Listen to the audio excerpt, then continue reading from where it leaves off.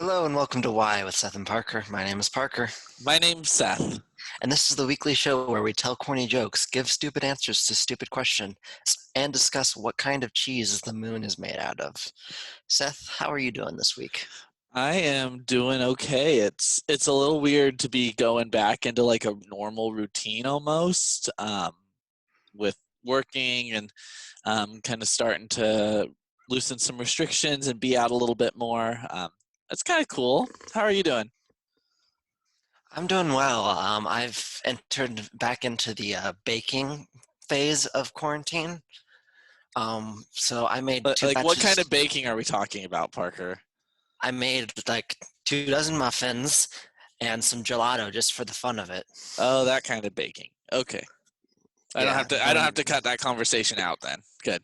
Yeah, just nice, normal making of food for me and my loved ones. Aw, silly you for But, thinking you have loved ones. well, I hope I have loved ones because who's else is going to come to my Memorial Day barbecue of 10 people or less? There you go. You know what? That's a good for you. I hope you do have loved ones too. I'm What are still you on the do? fence. What are you doing this Memorial Day? I am going to sit at home, pet my dog, and read a book. That sounds like a pretty good Memorial Day. I am not going to do anything too terribly special. So, do you have a 3-day weekend? Are you off tomorrow? I am off, but unfortunately, my summer job, I'm still listed as part-time, so I don't get the paid holiday. Ah, shucks. So it is what it is. Well, at least tonight you can black out on some sparkling, non-specific brand, spiked alcoholic sparkling water beverages. I could do that, or I could. Did I get all the nomenclatures in there You correctly? did. You did. Very good job, Parker. I could also black out on wine. That's true. That's a much more specific, not much more succinct, non-specific alcohol. So, anyways, but you know what I'm excited about? What are you Um, excited about, Seth? I am really excited about the resurgence of Avatar: The Last Airbender. Can we talk about Yeah, that a little bit? You got into that, right? yeah. When I was a kid, Have you rewatched it as an adult? I when it went back onto a non-specific streaming service, I did watch a couple episodes died randomly. Some of my favorites. Yeah. Which episodes were your favorites? The one where Sokka like makes a sword out of a meteorite. That one's pretty Oh good. yeah, I like that one. I really like the one where Toph and Aang start to learn how to bend together, Mhm. and Are you talking Sokka's about? stuck in a hole. I was just gonna say the one where he gets stuck in a hole. And like the one where they go to the Amber Island. Mm. That was But actually going to be one that I said was when they met the Kyoshi Warriors. yes, but I honestly think that there needs to be like a new series about the next Avatar. Because my opinion is that the Avatar: The Last Airbender is a great show. It is a perfect show that I was lucky to experience when I was 13 for 13-year-olds. Fast forward to the next series, Legend of Korra. That was the perfect show for a 17-year-old when I was 17. Now I'm ready for the next Avatar, which is a perfect show for 23-year-old me.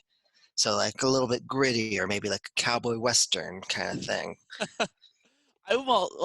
So we had air, water, and I'm trying to think, is it earth or Earth is fire? next. Earth would be the next avatar. Okay, so an Yeah. earthbender avatar. I'd also like some spin-offs. Like, I'd like a backstory on Uncle Iroh. Yeah, I think there are comic books. Oh, okay. Well, I haven't looked into those, so maybe that's something I'll have to check out. Maybe that'll be your wine reading this weekend. Yes, comic books on Uncle Iroh. That way Um, you can one up everyone in all the conversations when it comes to Avatar. Yeah, and with the resurgence of Avatar, there's also a resurgence of the memes too, and I am deeply appreciative of that. And Avatar and even Korra, rewatching those as adults, it kind of gives it a different meaning of what's going on and a deeper understanding, and I appreciate that. Yep, I think that was really like the start of, cartoons also pandering towards adults. but Hmm. also being able to speak to children. Kind of that in between ground of Adult Swim completely for adults and like Nick Jr. completely for children. And this was Nickelodeon for Yes. both. Okay. So, Seth, I see two magical words in the middle of our Google Doc, and it says Manta Rays. I'm assuming you're not talking about the Tampa Bay baseball team, so please elaborate what these two words mean to you. I'm not. So I have to give some backstory, Parker. So you and I think our listeners know that I am really into TikTok, and I get lost in there for hours, like many millennials do. And I came across one that was posted by some non-specific aquarium that had a manta ray, and it was them feeding the manta ray, and I was shook. I was shook out of my skin because I did not realize how big manta rays actually are. Parker, how big do you think manta rays are? About the size of a two-door car. Okay, so that's in the wild on maybe, depending on the species, um, Hmm. that might be the size of a small to average one. A small to average one. A size of a two-door car. Yeah, the bigger species are 15 to 22 feet across in the Wow. wild. Do they have a wingspan? That's what I'm referencing, the wingspan of 15 to 22 Because they feet. can't fly, They right? can't. Yeah, they can't fly, but I think they would still call it a wingspan.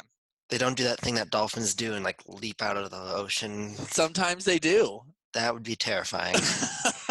And that's what's so, like, I was laying in bed and I was just like, could not stop thinking about manta rays and how surprisingly large they were.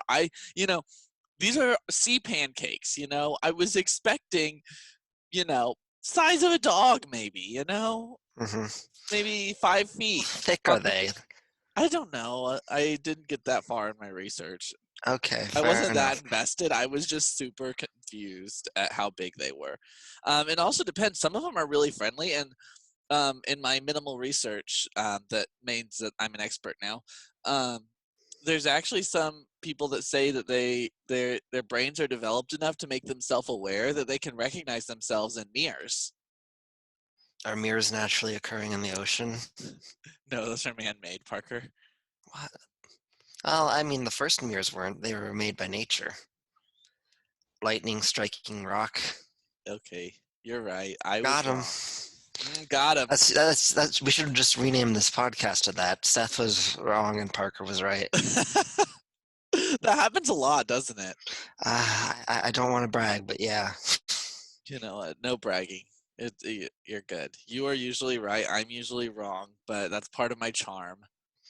And on me being right, I think that deserves me picking the first question, don't you think? I think so too, but we might have to come back to this manta ray comment because I'm still like not able to sleep because of this Okay. memory.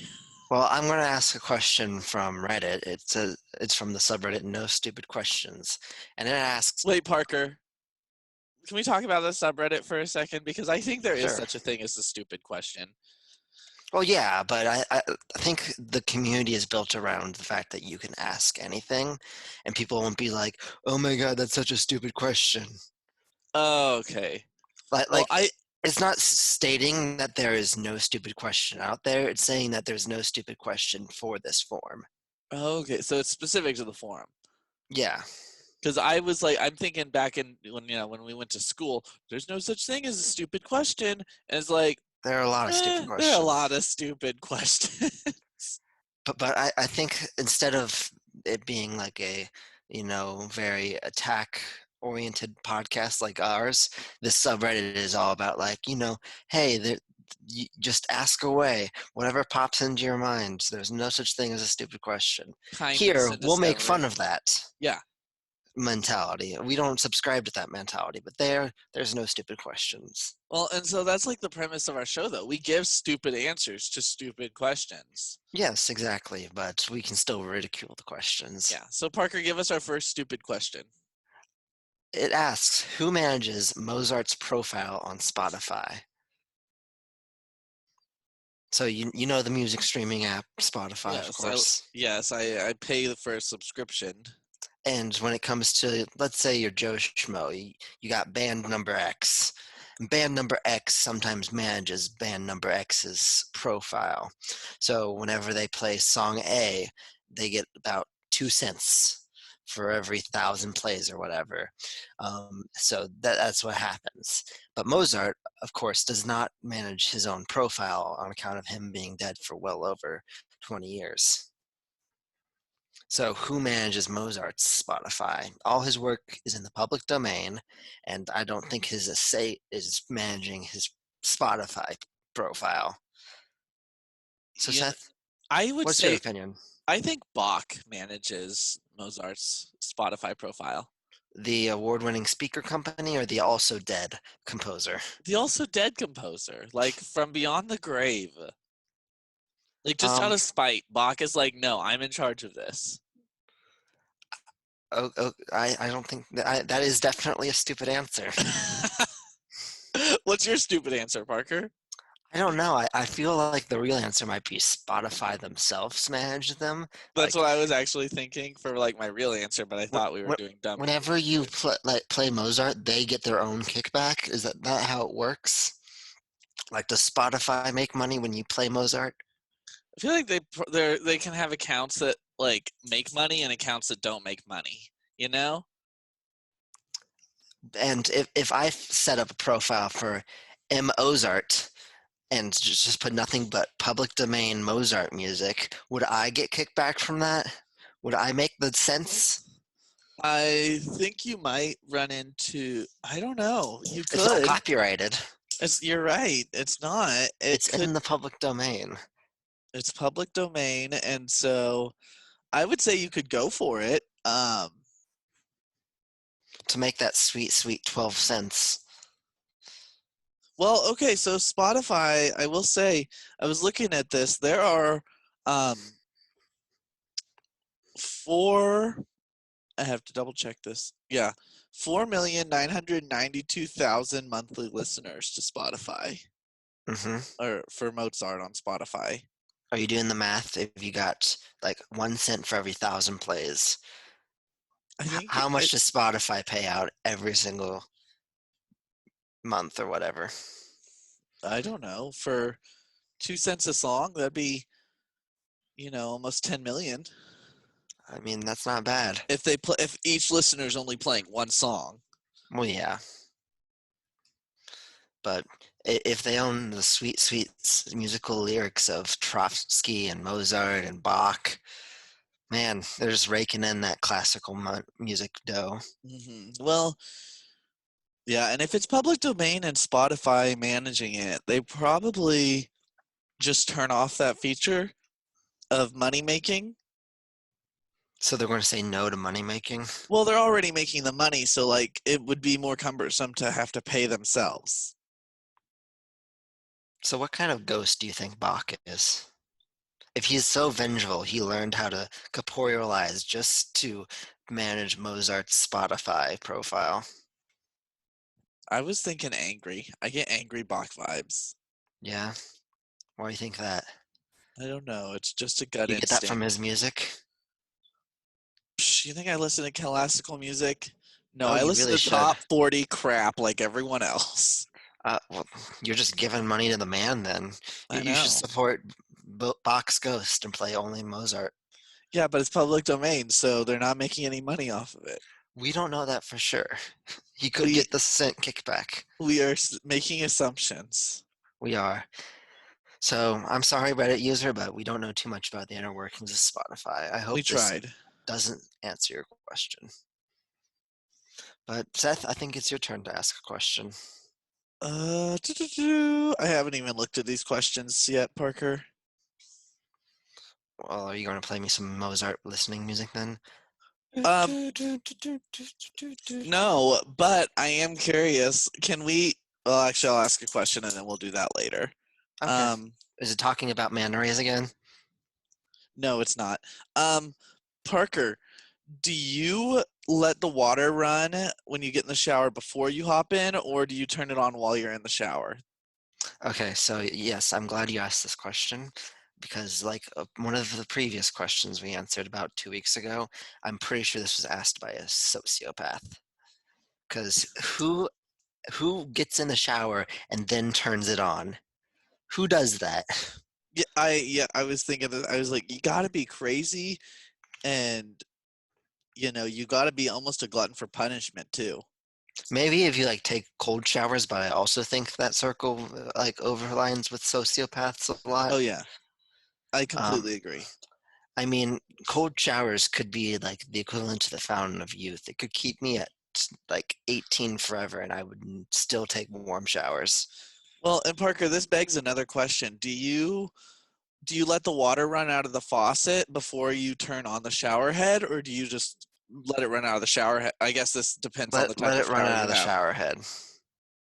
I let it warm up for 30 seconds, then that's enough time for me to grab my towel from underneath my cupboard.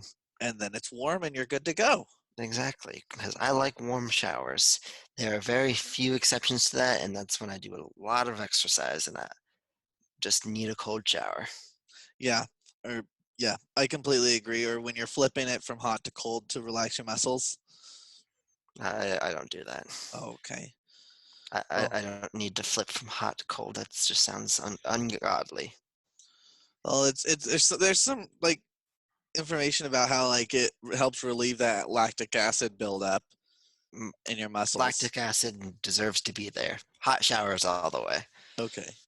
So, Seth, this is going to be a somewhat tangential topic, but I do not like when we're talking about showers, and I really, really despise the invention of two-in-one hair and conditioner, shampoo and conditioner. Tell me a little bit more about that, Parker. Why do you despise two in one shampoo and conditioner? So the concept of shampoo, what is it? It cleans off the the dirt and grime and oil and all that. It cleans it off from your hair. Yes, and you know what conditioner does? It's supposed to revitalize your hair. And you can't do both those tasks at once. I You're agree. stripping away the nutrients when you have shampoo, and you're adding them back when you have conditioner. And when you have two-in-one, you're doing neither of those jobs properly. I think that's fair. And also that kind of goes for like when you see the men's 6-in-1 body wash, shampoo, conditioner, face cleaner, deodorant, like those are all separate tasks that need done. But I think that there's a point in the other direction that you shouldn't go too far in. Like, how many soaps do you need? Do you need hand soap and body soap and neck soap and like face soap and foot soap? Like, no, we don't need this many soaps. Yeah, like I Yeah, just have my soap. That's my body wash. but yeah. I mean, maybe face soap. That might be the only additional Yeah. soap you need. Yeah, I think that's intentionally different because of like facial care being specific. So, okay. Well, that was a fun little tangent, Parker. Um my I guess it's wait, no, it's your turn. But you were going to say something after this question. I was. Parker, can I share with you my two favorite TikTok sound bits right now? There's nothing for me to stop you. There, you're right. There is nothing to stop me. Parker, first off, have you gotten a TikTok yet? Okay, so here's my bit on that. You know how like there is somewhere out there the greatest work of fiction ever. Yes. The greatest work of fiction ever could be in Swahili for all I know. And I would never be able to experience that because I do not speak Swahili, nor do I anticipate me being able to in the future. You understand that? Mm-hmm. So it's not necessarily that it is not the greatest work ever. It's just that the way that this work of fiction has been delivered onto the world is not accessible to me as a person. Follow me this tangent so far? And so like TikTok's not accessible to you? So TikTok could have the world's greatest 6 seconds of entertainment where I could die happy You're just thinking about experiencing that Vine. 6 seconds, and I will never register it because it is not a medium that enters my brain. So when someone sends me a TikTok, I just say, "Wow, that's neat. Thanks." Oh, so you didn't actually watch the one I sent you the other day? Nope, I never will. Never do. Parker, okay. I'm sorry. You know, you're the type of person, like I have friends that I send TikToks to like multiple times a day, and you're the type of person that if I send it to you, it's because I'm 100% thinking Parker Hindy needs to see this. Wonderful. Then you should definitely make it a different medium than that. Okay. Anyways, so You should be in the same room as me at some time. That I'm way you going have me to captive. yeah, pretty much. Well, I'm going to share with you my 2 favorite TikTok sound bits right now, and our listeners too. Um, let's see. It's amazing what we can do with technology. I know you can see my screen right now. Okay, are you ready? Sure. Open up the safe, bitches got a lot to say. To see in your face, that'll put you in your place. 7 letters on the plate, fuck you when I break. I got. Open up the safe, bitches got. So that's one. Okay. Um, it's just a weird little like they have this like super punk sound going on, and then this little kid's like, "Er." It's super Okay. funny. Okay, so that's one of my favorite. You could participate in this too, Parker, if you had TikTok. But I don't. By the And way, I have spent enough of my life on the internet. so I anyways, don't need more. here's the other one. Here's the other sound bit. Let's see if it loads. Okay. That was a pretty boy. Yeah, it was a pretty boy. Oh. I like pretty boys. Me too. That was a pretty boy? I like pretty boys. Oh, geez, Seth. Never again. All the time, Parker. I'm always going to send you TikToks now. And now you know that I will always ignore them. And you know what? That's a bummer. So I'm going to stop sharing my screen with you now. Sounds good. I don't want to see all your nasty stuff. Hey, now, you told me we weren't going to talk about that on live podcasting. We're not live. You can always edit it out. Oh, yeah. Our next question comes from our dear ex-girlfriend, Megan. It asks, what candle scent best describe... Excuse me, I was in the middle of a question. It's kind of rude for you to interrupt. Sorry. He's not sorry. Sorry, I was not expecting you to describe her as our dear ex-girlfriend, Megan. I love her to death. It reminds me of that time where, so like, Parker, Megan and I are good friends. Megan and I have been friends. We've been classmates. We've been coworkers. All these like circles of life. And there's one time she has not let me live this down. We met someone new, and I introduced her as my coworker instead of my friend. She was very offended by that. So I think she's going to be very happy that she got that appropriate shout out on here. Sorry, continue. What candle scent best describes you and why? Seth, are you a big fan of candle shops? I tend to go more like for Bath and Body Works, like wallflowers over candles. I cannot agree with that. I think that the only reason why malls still exist is because of large department stores and candle shops. I mean, I agree. I don't tend to like the candles. Why not? You get all of the soothing pleasure of aromatherapy while also being able to light shit on fire. Yeah, but I don't feel comfortable leaving that going during the day. My wallflowers can just go all the time. I mean, it adds a little bit of danger to your day. Get a little bit of arson in your life. Yeah, we all need a little bit of arson here and there. Exactly. Okay, then fine. What is your favorite wallflower scent, and how would it best describe you? Well, I feel like the fact that they're wallflowers already is a point. There is something there. My favorite versus which one would describe me are two different things. I would say my favorite is the black cherry Merlot. Okay. It's just like a subtle, good smell. Um, it's not like super fruity. It's not extra. It's just there, and it helps deal with life's odors, Mhm. especially in my classroom because I teach middle school, and I love my middle schoolers, but middle schoolers are stinky. That is true. So Do they come over to your house often?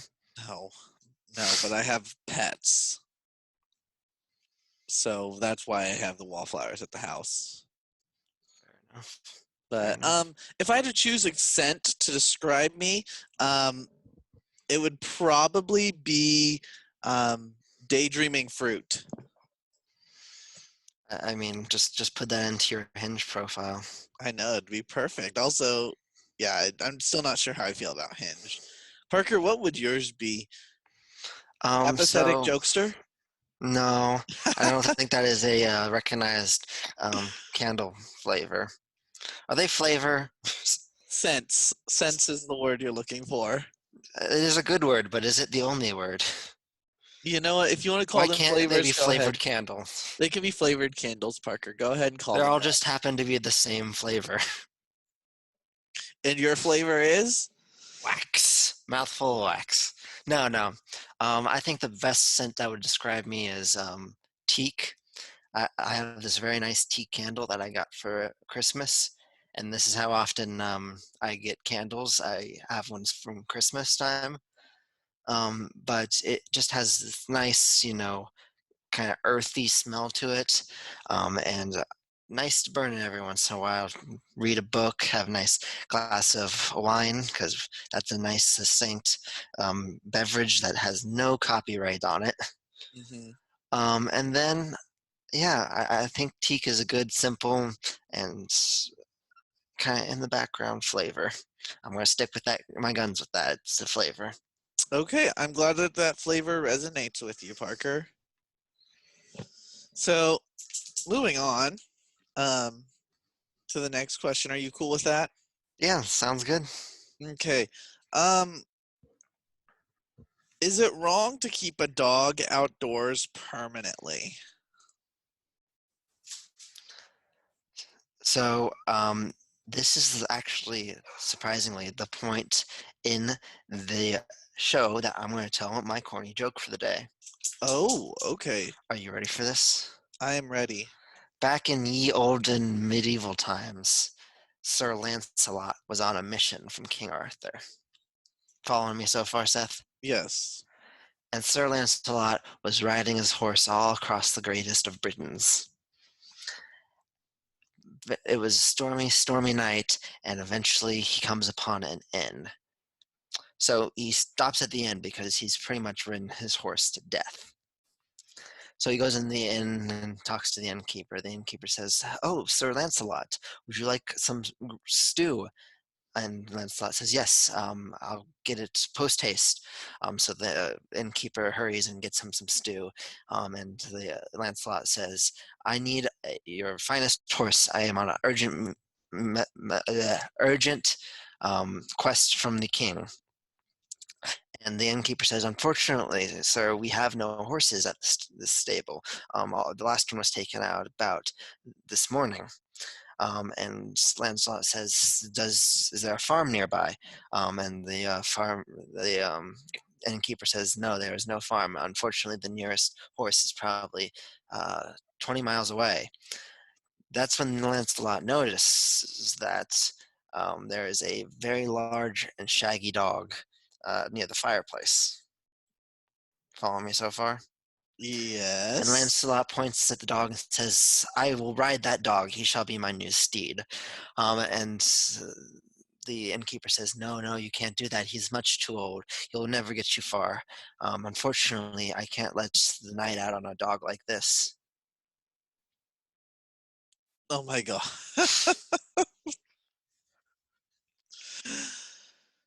Corny enough? Corny enough, very long-winded. Yeah, that's how I tell jokes. I give it a 1 That way star. I can hear more of me talking. Yes, because we all love to hear Parker Heinze talk. I do like talking. I try to boost my ratio up. I want to edge out you and get over 50% of this podcast of just me talking. You know what? I think we're already at that point. Oh, shucks. So good job, Parker. I'm proud of you. But on to the actual question. But going back to your Yeah. joke, Okay. where did it come from? Where did you learn that joke, Cotton Eye Joe? It came from a nonfiction book called The Pun Also Rises, a story about a linguistical interpretation of why the pun is more than semantics. Okay. So, I yeah. did not realize that book existed. Yeah, it is basically an analyzation on why puns are puns. And punny. hmm So that was their example of a shaggy dog story. Okay. So the question, Seth, is it wrong to keep a dog outdoors permanently? Growing up on a farm, I assume you have different interpretation than I. Well, I mean, we always let our dogs inside. Like our big dogs were outside dogs, but we would let them inside. Um, I didn't really have a problem keeping the dogs outside. I felt like it was always fun to bring them inside every once in a while. Um, but I wouldn't say it's wrong to keep them outside permanently. I actually have more feelings about when you have inside dogs and don't let them on the furniture. Um, yeah, Why is that?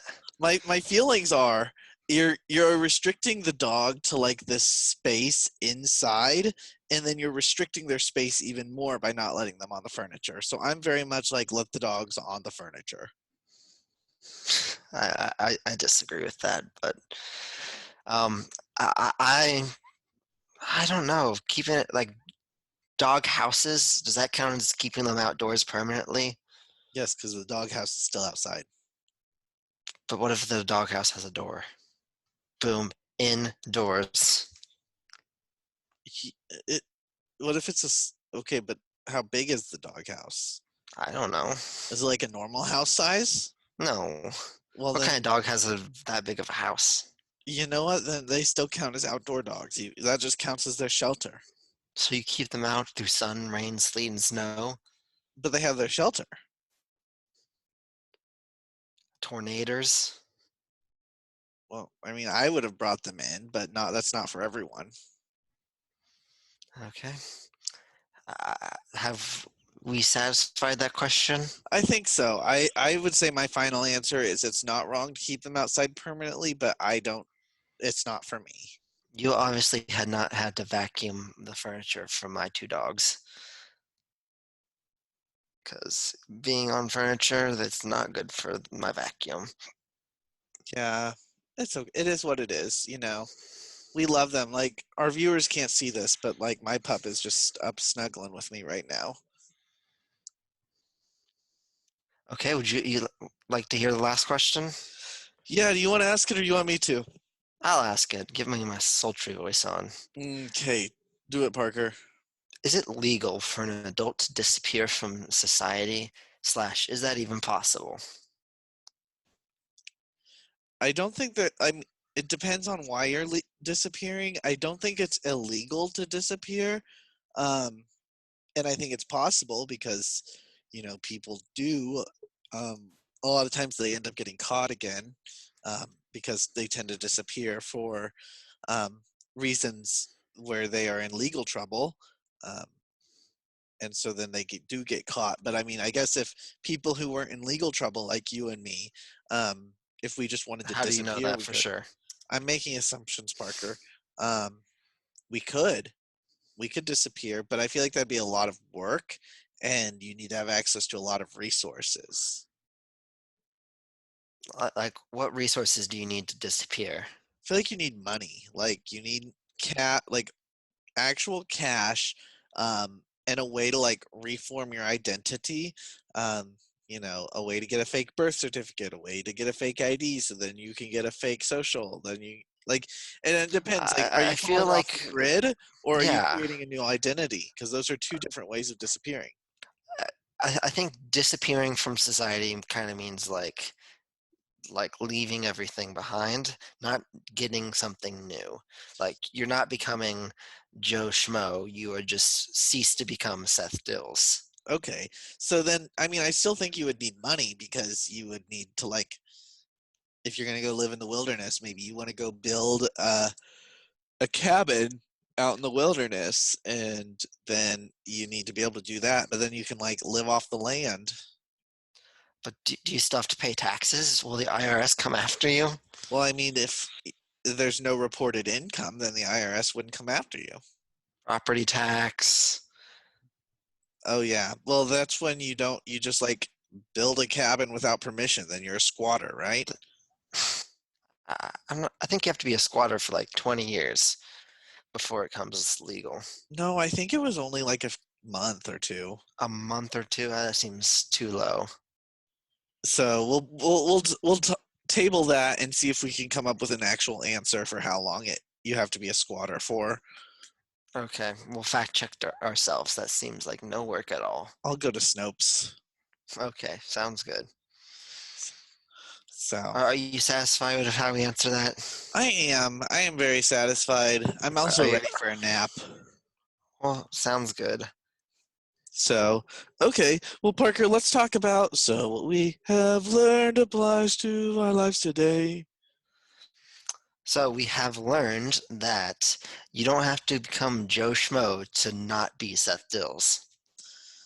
We also learned that candles have flavors. Do not eat them. I'll eat them if I want to. This is a free country. It's not recommended. We also learned that Lancelot will ride a dog instead of a horse. We also learned that Earth Kingdom is the next kingdom up to have an avatar. And we learned that manta rays can fit in a large truck. A very large truck. Yes. So, very good. Well, thank you folks for joining us this week. Join us next week when we continue to give bad advice, make more inappropriate jokes, and answer the age-old question, who delivers Santa's Christmas present? In the meantime, send an email to sethandparker@gmail.com with any questions you might like us to discuss. Toodles!